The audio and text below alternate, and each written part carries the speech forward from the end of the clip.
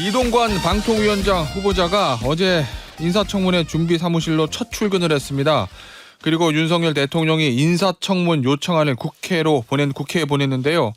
오늘 이 얘기와 더불어서 몇 가지 정치 현안에 대한 여야의 입장을 좀 들어보겠습니다. 먼저 더불어민주당 박주민 의원입니다. 안녕하세요. 네, 안녕하십니까. 이동관 후보자, 이제 후보자죠. 인사청문 요청안이 국회로 넘어왔으니까. 옛날부터 후보자였죠 뭐. 내정자를 하다가 이제 공식적으로. 예상하고 있었잖아요. 예. 아하, 임명은 기정사실이다라는 말씀이시구나. 네. 예. 저 인사청문회 보이콧 할 수도 있다라는 얘기가 민주당 내에서 좀 나왔던 것 같은데 뭐 지도부의 결정은 아니었다는 얘기는 하지만 하기로 이제 결정을 한 거죠. 네, 인사청문회 워낙 논란도 많고 시비거리도 많았는데 예. 끝까지 후보자로 지명하는 거 보고 예. 이거 뭐 인사청문회 해봤자 소용없는 거 아니야 라는 한탄이었죠. 근데 예. 아마 인사청문회는 진행될 겁니다. 예. 알겠습니다. 이 인사청문 요청 사유서 이동관 후보자를 윤 대통령이 평가하는 걸 보니까 저널리즘이 나아가야 할 바람직한 방향에 대해 끊임없이 고민해온 언론인 출신이다. 뭐 이렇게 얘기를 했고 방송의 공정성과 공공성을 확립하고 국민의 신뢰를 회복할 수 있는 적임자다. 윤석열 대통령 굉장히 높게 평가하는 거 아니겠습니까? 이동관 후보자를. 민주당에서는 어떻게 보고 계십니까? 예, 제가 들고 있는 게 서울중앙지방검찰청의 수사 보고서예요. 이게 이제 언론을 통해서 공개됐기 때문에 많은 국민들이 보셨을 텐데 이게 이제 서울중앙지방검찰청 2017년 그러니까 윤석열 아마 대통령이 지검장일 때 만들어진 수사 보고서인데 여기 보면은 국정을 통해서 청와대 홍보수석실에서 방송을 장악하려 했다. 그런 취지의 보고서예요. 예. 그럼 그 얘기는 당시에 윤석열 중앙지검장은 당시에 이동관 전 홍보수석을 언론 장악을 하려는 사람이라고 봤는데 왜 대통령이 된다면 시각이 달라졌나 뭐 이런 말씀이신 건가요? 이해가 안 되는 거죠. 예, 그리고 여기서 얘기하는 뭐 공정성과 공공성을 확보할 거다 방송에 안 맞는데.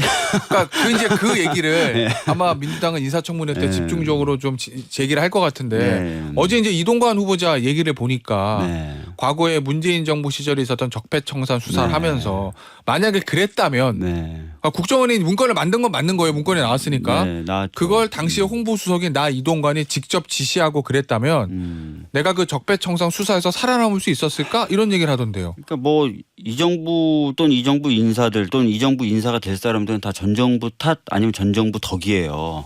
그렇습니까? 그러니까 어제 진중권 교수가 이 정부가 잘 되려면 딱 두 사람이 구속되면 된다. 전 정부와 전 정권. 그런 얘기 하던데 뭐 전 정권이 뭐 수사를 뭐 자기에 대해서 안 했다. 그러니까 자기는 문제 없다. 또 뭐 전 정권 잘못된 게 전 정권 탓이다. 이 얘기 좀 그만했으면 좋겠어요. 일단은 뭐 어찌 됐든 지금 객관적인 증거로 그 당시에 홍보수석실에 있었던 사람들이 방송을 장악하려고 했었다라는 문건들이 나오고 있고 실제로 그 문건에 담긴 내용대로 그 당시에 각종 방송사의 PD라든지 진행자들이 조치가 된 바가 있잖아요.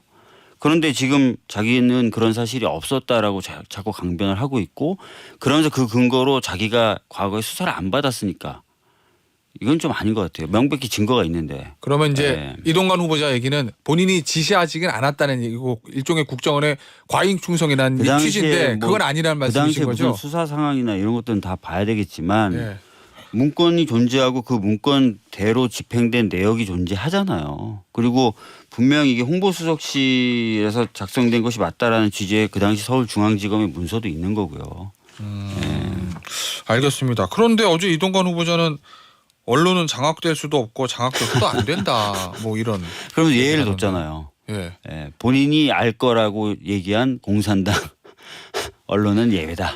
자, 그 얘기 좀 해보겠습니다. 이제 공산당 발언인데 정확한 제가 워딩을 말씀드리면 과거 선전선동을 굉장히 능수능란하게 했던 공산당 신문 방송을 저희가 언론이라고 이야기하지 않습니다. 이 얘기를 했고 기자가 그러면 기관지 같은 언론이 있다고 생각하시면 어떤 언론이 그렇다고 생각하시는지라고 물으니 거기에 대한 대답으로 국민이 판단하시고 본인들이 아시리라 생각하면 이렇게 얘기를 했거든요. 이 발언에 어떤 점이 문제가 있다 이렇게 보시는 건가요? 그 적대적으로 대해도 상관없는 그리고 언론으로 심지어는 대하지 않아도 상관없는 언론이 있다. 난 알고 있다. 내가 되면 조치를 하겠다. 예. 뭐 이런 얘기죠. 예. 뭐 뚜렷한 근거나 기준도 없어요. 그냥 국민이 알 거고 본인들이 알 거다. 예. 이렇게 얘기를 한 거잖아요. 예. 이거만큼 광범위하게 자기 검열하게 하는 말이 어디 있어요. 언론으로 하여금. 근데 현 정부 들어서 이제 언론사에 밖에 계신 예. PD님들하고 한번 얘기 나눠보세요. 벌써부터 춥다 그러실 거예요. 그렇습니까? 예. 이 가짜 뉴스라든지 그런 예. 부분에 대해서는 조금 제재를 해야 되는 거 아니냐는 얘기도 좀 있잖아요. 그 뭐 부분 가짜 어떻게 보시나요? 뉴스라든지 이런 부분을 예. 제재하는데 저희 당도 반대하지 않습니다. 그래서 예전에 언론중재법 이런 네. 것들을 좀 손보겠다고 한 건데 핵심은 이제 국가가 나서서 언론을 통제하는 방식이 맞느냐라는 한 가지 이 문제 제기가 될 수 있겠고 두 번째는 그런 어떤 제재를 하더라도 기준이나 이런 게 굉장히 명확하고 구체적으로 제시가 돼야 되는데 본인이 알 겁니다. 이 얘기는 그냥 알아서 기어 예. 자기 검열 이제부터 하고 조심해 이렇게 얘기하는 것 말고는 아무런 메시지가 아닌 거죠. 그 현 여권에서 제기하고 있는 몇몇 언론들이 네. 조금 특정 정파에 치우친 거 아니냐라는 지적들을 현 여권에서 좀 하고 있잖아요. 국민의힘 네. 쪽에서. 네. 그런 지적에 대해서는 어떻게 보시나요? 그러니까 사실 이제 언론에 대해서 정치권에서 이렇다 저렇다 평은 할 수 있어요. 예. 근데 이제 그런 평을 넘어서서 실질적으로 뭔가 제재에 나선다라고 하면 좀 다른 얘기가 되긴 되겠죠. 예. 혹시 뭐 그런 언론에 SBS는 안 들어가죠? 저희는 뭐 아시겠지만 균형 잡힌 시사 김태현의 정치쇼기 때문에 전혀 저희는 계속 균형 상관이 잡히셔야 될 것 같습니다. 연관이 예. 없습니다. 그러면 이동관 후보자가 만약에 지금 임명이 최종적으로 되면 네.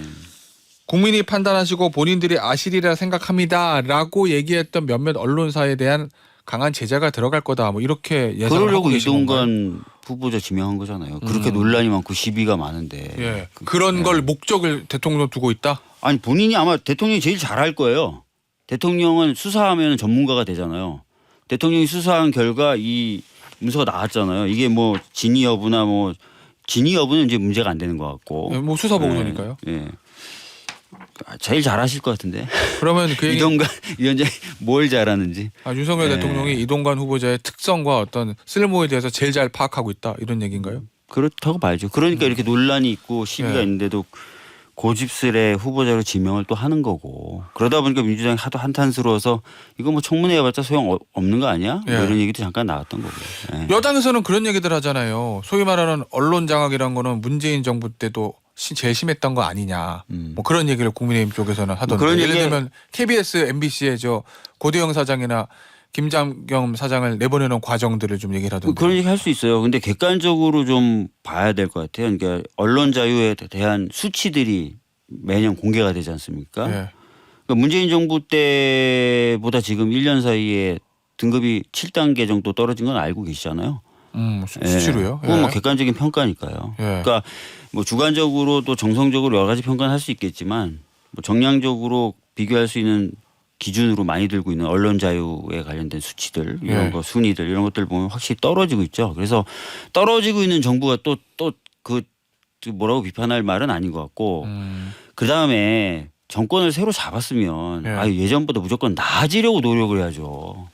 예전에도 그랬으니 우리도 그래도 돼.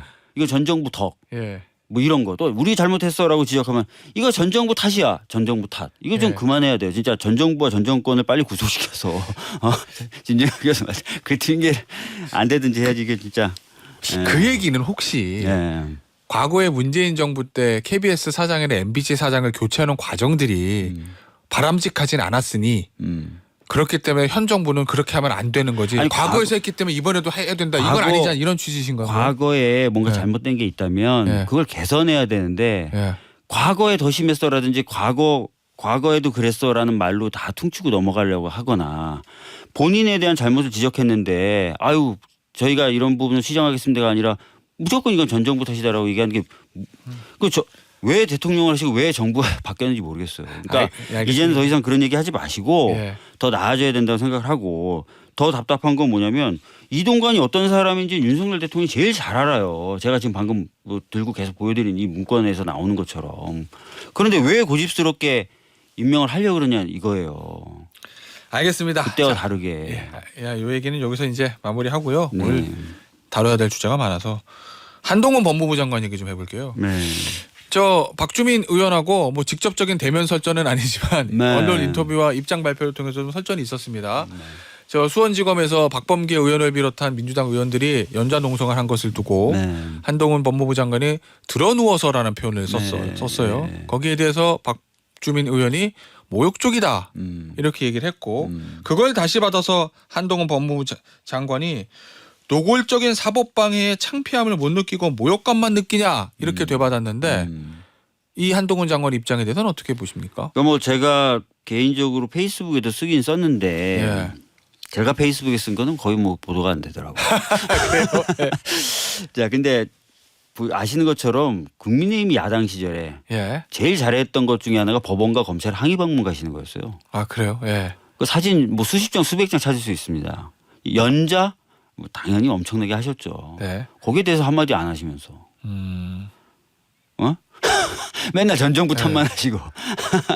당시에는 뭐 본인이 저 수사 검사였으니까 뭐 아니 거기에 이게 대해서 할 시스템에 만한 대한 도전이다라는 차원에서 자꾸 얘기를 하시잖아요. 그 시스템에 대한 도전을 제일 전문적으로 제일 지속적으로 제일 연속적으로 제일 강렬하게 하셨던 분들이 국민의힘 의원들인데 한마디 하셔야죠 그러면. 네. 공명정대한 법무부 장관께서. 그 사법방해라는 표현에 대해서는 어떻게 보세요? 민주당의 행동에 대해서 한동훈 장관 사법방해라고 보고 있는 것 같은데. 아니 그럼 항의 방문가는 여야가 사실 뭐 막론하고 다들 검찰이나 법원 항의 방문 다녔었잖아요. 잘 아실 텐데. 예. 항의 방문 가면 그때마다 사법방해다. 예. 진짜 그게 사법방해면 그런 논평이나 이런 게 나왔어야 되겠죠. 근데 실제 그렇지도 않아요. 그리고 만나주지도 않는데 무슨 사법방해예요. 수원지검에 갔을 때 그 의원님들 말씀 들어보니까 예. 안 만나주더래요. 근데 무슨 사법방해입니까? 예. 아마 한동훈 장관은 저 이화영 전 평화부지사의 부인의 행동이라든지 이런 부분들에 혹시 민주당의 영향력이 좀 있는 거 아니냐 아마 이렇게 보고 있는 건 아닐까라는 생각도 좀 듭니다. 뭐 제가 알기로는 아시다시피 그 당의 탄원서를 그 부인이 접수한 거 아니에요. 네. 그 굉장히 압박을 가하면서 수사를 네. 하고 있고 뭐 정확한 내용은 지금 기억이 안 나는데 뭐 주변인들까지 다 수사의 대상에 뭐 그런 올리려고 취지였던 한다. 것 같아요. 그럼 그런 부분은 확인이 돼야 되는 거지 않습니까? 네. 이게 실제로 그런 일이 벌어지고 있는 거 아닌가? 예. 그런 것도 확인하지 마요. 근데 저 하나 궁금한 게 네. 그런 탄원서를 왜 당에다 냈대요? 탄원서 원래 당의 법원에 인권이가- 내야 되는 거 아니에요? 당의 인권위가 있으니까 당에 접수했고 사실관계를 확인해 달라는 취지였겠죠. 근데 문제는 그러면 그런 게 접수되거나 그런 얘기가 들린다라고 네. 하면 확인을 안 합니까? 그것도 이상해요. 예. 예. 그리고 뭐 한동훈 장관이 인터뷰나 아니면 기자들 앞에서 얘기하면서 그런 얘기도 했다던데 뭐 영치금을 이화영 전 부지사에 대해서 영치금 보내기 넣어두겠다. 운동. 네. 예. 그거 뭐 당에서 한 건 아니고 아마 당원들이신지 아닌지 모르겠지만 일부 하신 것 같은데 그게 무슨 권력을 행사해서 뭘 하는 것처럼 묘사를 했던 것 같아요. 정확히 표현은 저도 예. 잘 모르겠지만. 그럼 뭐 당에서 한 것도 아니고 영치금을 보내면 무슨 그게 어떻게 되는 거죠? 그게 알겠습니다. 무슨 말씀이신지. 이게 너무 좀 과장돼서 자꾸 표현을 하고 예. 프레임을 자꾸 만들려고 그러니까 전 장관이 그러면 안 된다고 생각해요. 정치인이면 몰라도. 아하. 예. 정치인이 아니니까. 예, 알겠습니다. 정무직 공무원이지만 정치인은 아니잖아요. 박주민 의원 변호사잖아요. 네. 혹시 지금 죄송합니다. 이화영 평화부지사가 진술이 좀 바뀌었다고 좀 보도가 나오는데 뭐 네. 8월 8일 재판에서 좀 정확히 가려지긴 하겠지만 민주당 일각에서는 이화영 전 부지사의 부인도 그렇고 검찰이 어떤 회유와 압박을 통해서 그 없는 사실을 만들어내는 거 아니냐라는 의구심을 좀 가지는 분들이 있는 것 같은데 박주민 의원도 개인적으로 혹시 그렇게 보시는 겁니까? 뭐 지금 뭐 당에 접수됐다는 그 탄원서의 내용이나 오늘 보도를 보니까 또 이하영 전 부지사의 부인을 입건했다 그러더라고요 검찰이. 예, 뭐 그런 보도. 그럼 이제 사실 그때 이제 탄원서 내용 중에 일부인 주변을 다 수사 대상으로 올리려고 한다라든지 이런 부분 예. 하고 좀 맥이 닿긴 닿죠. 그래서 이제 이하영 전 부지사의 진술이 어떻게 나오느냐도 봐야 되겠고 만약에 진술이 바뀌었다면 네. 바뀐 맥락도 좀 살펴봐야 될 것 같아요. 알겠습니다. 윤관석 의원하고 네. 이성만 의원에 대해서 검찰이 다시 구속영장을 청구를 했고 그런데 네. 이제 이게 회기 중이 아니기 때문에 맞습니다. 체포동의안 여부 따질 것도 없이 바로 이제 영장실질심사 있는 것이거든요. 네. 이 영장 청구에 대해서 어떻게 보십니까? 특히 회기 중이 아닌 비회기 중에 영장을 청구한 이 부분에 대해서는요. 비회기 중에도 영장을 청구할 수 있죠 검찰이. 아니 뭐 있죠. 예. 예. 그래서 청구한 것 같은데요. 근데 다만 이제 제가 그 의아한 것은 예. 영장 청구의 내용은 똑같다 그러더라고요. 아 그래요? 예. 보도된 거에 보면. 예. 그러면은 내용 말고 이제 구속 사유가 좀 더 보강이 됐다거나 했을 것 같은데 네. 아니면 뭔가 똑같은 내용 뒷받침할 만한 그 소명이 좀 더 될 만한 자료가 확보됐다든지 그런 게 있는지 모르겠어요. 그런 거는 특히 보도가 좀 안 나와서. 이 오히려 민주당에게는 검찰이 비회기 중에 영장을 친 게 두 의원에 대해서 다시 재차 영장을 친 게 오히려 정치적 부담을 좀 덜어주는 거 아닙니까? 민주당에게는. 민주당이요? 예, 이거 왜냐하면 회기 중이었으면 또 체포동의안은 이거를 처리를 어떻게 할 것이냐. 이게 불체포 특권 포기를 약속을 했는데 정당한 영장 청구냐 아니냐 따져야 되고 민주당에게는 좀 뜨거운 감자가 될 수 있었을 텐데 오히려 비회기 중에 검찰이 친 게 민주당의 정치적 부담을 오히려 결과적으로는 덜어준 거 아니냐라는 생각도 좀 들어서요. 뭐 말씀하신 대로 그런 판단의 과정 같은 경우 있을지 없을지 모르겠어요. 왜냐하면 이제 저희가 지금까지 그 의원들에 대한 체포동의안이 오면 뭐 의총에서 그거를 논의해서 당론으로 정하고 이러지는 않았거든요. 매번. 그래서 공식적인 무슨 그런 고민의 절차 과정이 있었을지 없었을지 모르겠어요. 근데 하여튼 뭐 비회기주니까 뭐 국회에 대한 일정 정도 과정은 없으니까 말씀하신 대로 형식적으로 보면은 그럴 수는 있겠죠. 그러면 이재명 대표에 대해서도 뭐 검찰이 영장을 뭐 친해 만에 치면 8월에 한해 9월에 한해 여러 가지 썰들이 있는데 박주민 의원은 어떻게 전망하고 있습니까? 검찰이 이재명 대표에 대해서는 어떤 식으로 나올 거라고 보세요? 영장을 칠 건데 아마 회기 중에 치겠죠. 진다면. 그건 왜 그렇죠? 아까 제가 말씀드린 대로 민주당의 어떤 뜨거운 감자 이거를 만들기 위함인가요? 그렇게 보시는 거예요? 그런 걸 노리지 않겠습니까? 검찰에서 민주당에서 이걸 가결시킬 수도 없고 부결시킬 수도 없고 공을 민주당으로 넘기려고 한다. 여러 가지 어떤 그걸 보려고 아마 회기 중에 칠 것 같고. 그러면 민주당을 어떻게 대응해야 된다고? 아니 이미 대표는 불체포 특권 본인이 내려놓겠다고 했어요. 그러니까 혁신위의 결정이나 그 혁신위 결정에 대한 의총의 어떤 수용 과정 이것과 상관없이 그보다 훨씬 전에 본인에 대해서는 자기는 불체포 특권을 다 내려놓겠다고 이미 국회에서 연설을 통해서 얘기했기 때문에 그 부분은 뭐 알겠습니다. 자 마지막 주제가 될 것 같은데 김은경 혁신위원장이 짧은 시간에 여러 가지를 오랜만에 나오셔서 제가 묻고 싶은 게 많습니다. 이 국민의힘 쪽에서는 현대판 고려장이다, 노인비하다 이렇게 비판하는 발언을 했습니다. 기대 여명에 따라서 선거권을 좀 1인 1표 이걸로 좀 조정해야 된다. 해선 안 되는 말씀을 하신 거고요. 해선 안 되는 얘기다. 본인이 어제도 제가 다른 매체하고 인터뷰하면서 말씀드렸지만 전문적인 정치인이 아니잖아요. 그렇기 때문에 사실 발언이 이거 더 신경 써야 될 것 같고 특히 본인이 지금 해야 되는 역할과 기대되는 그런 게 있잖아요. 그러니까 조금 더 신중하게 발언을 하실 필요 있다고 생각합니다. 그런데 양의원 의원이 또 그 얘기가 맞다 이렇게 거드는 얘기를 해서 제가 알기로는 양의원 의원은 어제부로 본인 SNS에 좀 사죄하는 뜻의 글을 게재한 걸로 알고 있습니다. 내용은 저도 못 봤습니다. 아 그렇습니까? 그것까지 좀 확인을 해보실 필요는 있을 것 같아요. 알겠습니다. 오늘 박주민 의원과 인터뷰는요 여기서 마무리하도록 하겠습니다. 지금까지 더불어민주당의 박주민 의원이었습니다. 감사합니다. 네, 감사합니다.